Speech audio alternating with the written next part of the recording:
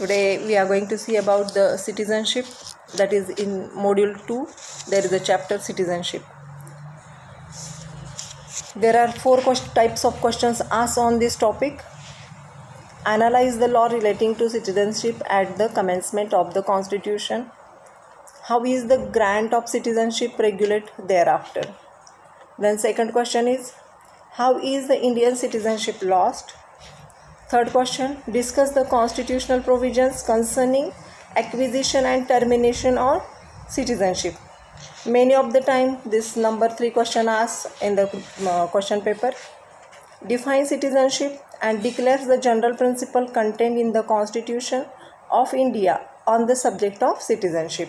These four types of questions are asked. So you can write only one answer for the four questions. Answer is given. In our Indian Constitution, Article 5 to 11 deals with citizenship. Articles 5 to 11. Meaning of citizenship. The population of state is divided into two classes, that is citizens and aliens. What is the meaning of citizen? A citizen of a state is a person who enjoys full civil and political rights. Underline civil and political rights. Citizens are different from aliens. Aliens म्हणजे परकीय लोक. Citizen आणि aliens यांच्यामध्ये फरक असतो.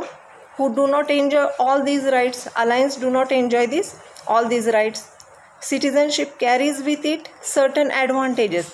Citizenship carries with it certain advantages confirmed by the Constitution. Constitutionने citizensला काही privileges दिलेले आहेत, काही ॲडव्हान्टेजेस दिलेले आहेत जे ते एन्जॉय करू शकतात. Alliance do not enjoy these advantages. Alliance हे जे आहेत ॲडव्हान्टेजेस आहेत ते एन्जॉय करू शकत नाहीत. The following fundamental rights are available only to the citizens. What are the fundamental rights enjoyed by the citizens? These are the right to vote, right to cultural and educational right, Article 29 and 30. Definition given. Hence Kelson याची definition दिलेली आहे. The famous jurist defines the citizenship. What is that? Citizenship is a legal status, underline legal status, determined by the specific rights and duties of which the status is the condition. Okay, what he has defined, citizenship is a legal status. एक legal status आहे given by the constitution, determined by the specific rights. आणि त्याच्यामध्ये specific rights मिळतात आपल्याला. त्याचबरोबर आपल्याला काही duties सुद्धा मिळतात. of which the status is condition. आणि जे स्टेटस आहे ते कंडिशन आहे ॲक्च्युली. जे राईट्स मिळतात आपल्याला ते आणि त्याच्याबरोबर मिळणाऱ्या duties. Citizen of the state is contradiction to more subject. Okay, citizen जे आहेत ते कसे आहेत? Contradiction to more subject. Is he who has political right in the duty of military service for the diplomatic protection abroad by the state concern.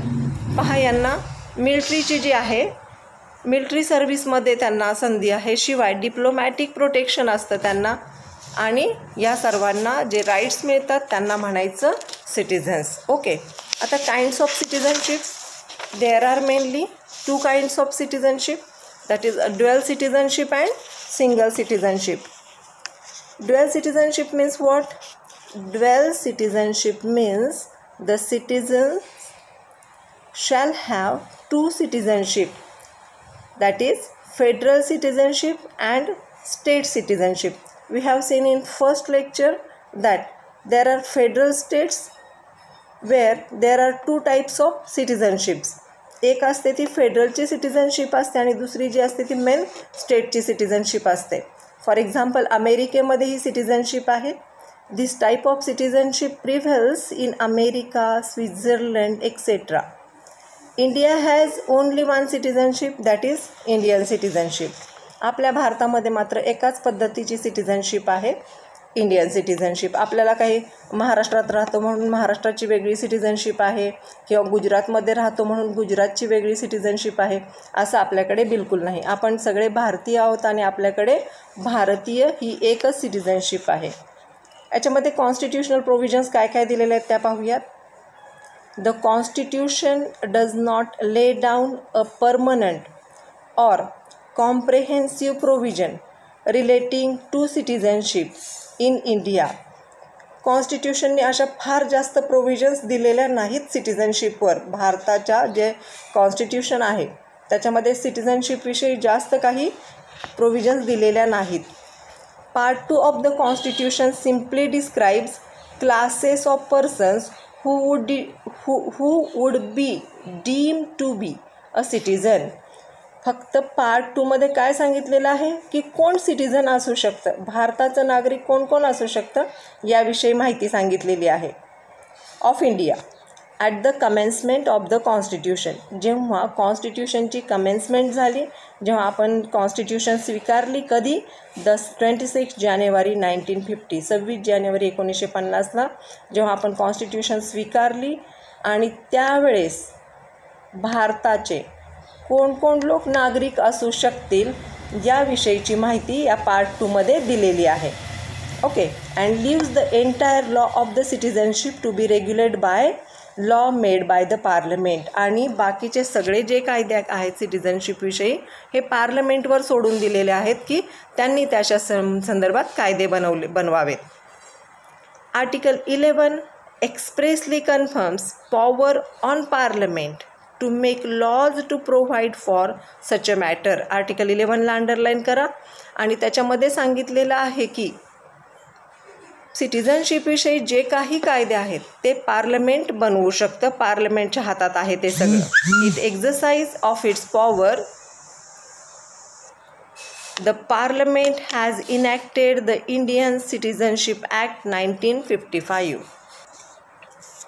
This Act provides for the acquisition and termination of citizenship subsequent to the commencement of the Constitution. म्हणजे एखाद्याला citizenship कशी मिळवायची किंवा एखाद्याची citizenship कशा पद्धतीने terminate करायची किंवा काढून घ्यायची याविषयीची सगळी माहिती आपल्याला या ॲक्टनुसार मिळत राहते. कुठल्या ॲक्टनुसार? Indian citizenship act 1955. Okay, so here Citizenship at commencement of the Constitution, that is January 26, 1950.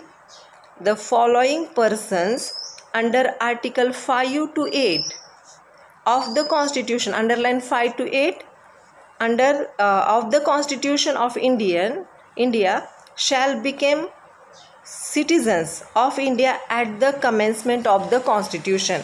कुठले कुठले लोक ते पहा. पहिला आहे citizenship by domicile, article 5. Then citizenship of immigrant from Pakistan, article 6. Immigrant म्हणजे काय? तिथून सोडून आलेले लोक. त्याच्यानंतर citizenship of migrant of Pakistan, पाकिस्तानमधून मायग्रंट झालेले लोक, article 7. Citizenship of Indians abroad, इंडियन्सचे जे अब्रॉडचे सिटिझनशिप ऑफ इंडियन्स अब्रॉडमध्ये आहेत त्यांच्यासाठी वेगळी सिटिझनशिप आहे, ती दिली आर्टिकल 8मध्ये. ओके. आता नाव we are seen citizenship by domicile, article 5. Domicile means what? The country in which a person is or is presumed to be permanently resident, underline permanently resident. The place of a person's permanent home, जिथं permanent home आहे एखाद्या व्यक्तीचं त्याला म्हणायचं domicile किंवा domicile. It depends on physical fact of residence plus the intention of remaining. पहा, हे permanent आहे जागा, डिपेंडिंग फिजिकल फॅक्ट, आपण तिथं अस्तित्वात असतो आणि कायमस्वरूपी तिथं अस्तित्वात राहण्याचा विचार करत असतो. The civil status of a person or his legal rights and duties including capacity to marry are determined by the law of his domicile. पहा आता एखाद्याला काय आहे इन्क्लुडिंग कॅपॅसिटी ऑफ मॅरी, तो तिथं लग्न करू शकतो, तो तिथं कायम राहू शकतो, त्याला तिथल्या लीगल राईट्स असतात, त्याचबरोबर त्याला तिथल्या लीगल ड्युटीजसुद्धा फुलफिल कराव्या लागतात. His hospital status his political status or nationality is independent of domicile. पहा आता, जे त्याचं नॅशनल स्टेटस आहे किंवा त्याचं जे पॉलिटिकल स्टेटस आहे हे डिपेंड्स ऑन हिज कशावर? डोमासिल. डोमासिल मे बी कसं असतं पहा, ओरिजिन ऑर बर्थ. आपण जिथं जन्माला येतो किंवा आपलं ओरिजिन जिथं असतं त्याला आपण डोमासिल म्हणू शकतो. बाय ऑपरेशन ऑफ लॉ, कायद्यानेसुद्धा आपण एखाद्या ठिकाणचं डोमासिल मिळवू शकतो.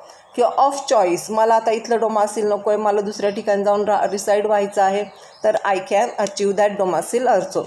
ओके.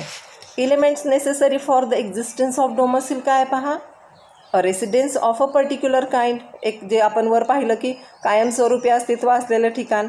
अँड दुसरं and intention of the particular kind, किंवा माझं इंटेन्शन आहे की मला भारताचं डोमासिल हवं आहे, माझं इंटेन्शन आहे की मला स्वित्झर्लंडचं डोमासिल हवं आहे, means intention of that person. Okay. याच्यामध्ये केस दिलेली आहे Mohammad Raza versus state of Bombay. Facts दिल्या. The appellant came to India in 1938. 1938 appellant इथं आलेला आहे.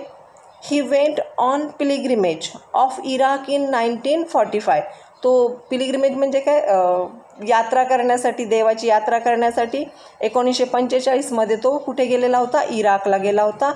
On return he was registered as a foreigner. आणि जेव्हा तो परत आला तेव्हा त्याचं रजिस्ट्रेशन काय झालं? ॲज अ फॉरेनर झालं.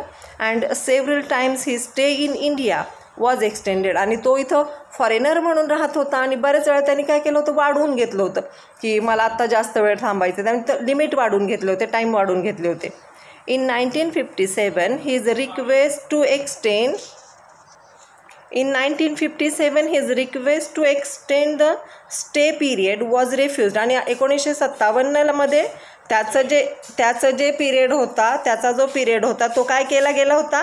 एक्सटेंड केला गेला होता. बऱ्याच वेळा त्यांनी पिरियड वाढवून घेतला होता, पण यावेळेस मात्र त्याला रिफ्यूज केलं गेलं होतं की त्याला आता जास्त दिवस भारतामध्ये राहता येणार नाही. सो हिअर he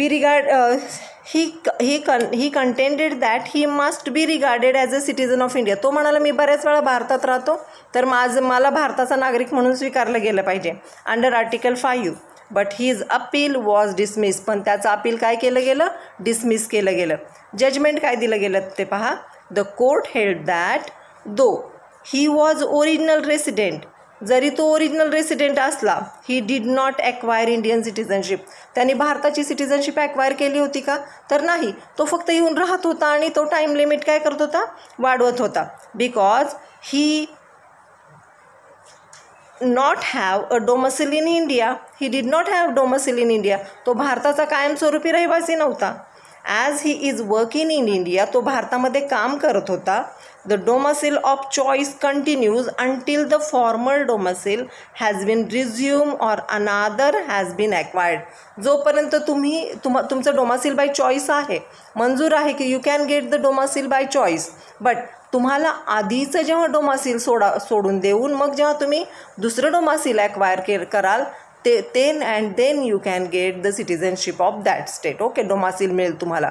या केसमध्ये मात्र तो काय करत होता? तो येऊन राहत होता आणि त्याचं टाईम काय करत होता? एक्सटेंड करत होता, फक्त पिरियड एक्सटेंड करत होता. मीन्स तो इथं थोडक्यात राहत होता थोडंसं, त्याची सिटिझनशिप इथली नव्हती, डोमसिल इथलं नव्हतं. तो इराकला पिलिग्रिमेजला जाऊन आला होता आणि परत येऊन त्याने काय सांगितलं होतं की मला भारताचं नागरिकत्व द्या. आणि भारताचं नागरिकत्व देण्यासाठी त्याला इथं कायमस्वरूपी रहिवासी असायला पाहिजे. शिवाय त्याने आधीच्या ज्या देशात तो रिसाईड आहे त्याचं डोमसिल सोडून दिलेलं असेल तरच त्याला काय मिळणार आहे? इथलं डोमसिल मिळणार आहे. ओके. थँक्यू.